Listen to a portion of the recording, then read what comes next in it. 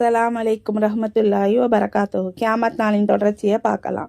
இது முடிவு நாளின் நெருக்கத்தில் அவர்களுக்கு வழி திறக்கப்படும். அப்போது அல்லாஹ் யக்ஜூஜ் மக்ஜூஜ் கூட்டத்தினரை அனுப்புவான். அவர்கள் ஒவ்வொரு மேட்டிலிருந்தும் விரைந்து வருவார்கள்.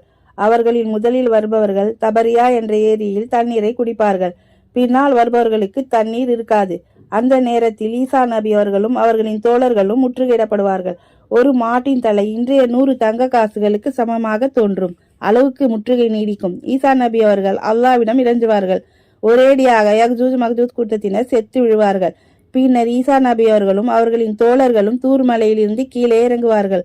ஒரு ஜானிடம் கூட மிச்சமில்லாமல் அவர்களின் உடல் பூமி முழுவதும் சிதறி கிடக்கும், நாற்றம் எடுக்கும். அப்போது ஈசா நபி அவர்கள் மீண்டும் அல்லாவிடம் இறங்குவார்கள். அப்போது அல்லாஹ் ஒட்டகத்தின் கழுத்தை போன்ற பறவையை அனுப்புவான். அவை உடல்களை தூக்கி சென்று வீசி எறியும். பின்னர் அல்லாஹ் மழையை பொழிவிப்பான். கூடாரமோ மண் வீடுகளோ எதையும் விட்டு வைக்காமல் அவற்றின் மேல் மழை பொழியும். பூமி கண்ணாடி போல் சுத்தமாகும். பூமியே, உனது பழங்களை முளைக்கச் செய், உனது அபிவிருத்தியை திருப்பிக் கொடு என்று இறைவன் பூமிக்கு கட்டளை பிறப்பிக்கப்படும். அந்நாளில் ஒரு மாதுளை ஒரு பெரும் கூட்டமே சாப்பிடும்.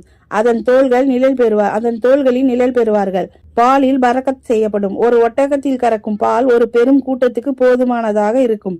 ஒரு மாட்டில் கறக்கப்படும் பால் ஒரு கோத்திரத்துக்கு போதுமானதாக ஆகும். ஒரு ஆட்டில் கறக்கப்படும் பால் ஒரு குடும்பத்துக்கே போதுமானதாக அமையும். இவர்கள் இவ்வாறு இருக்கும்போது தூய்மையான காற்றை அல்லாஹ் அனுப்புவான். அனைத்து முஸ்லிம்களின் உயிர்களையும் அது கைப்பற்றும். மிகவும் கெட்டவர்கள் மட்டும் மிஞ்சுவார்கள்.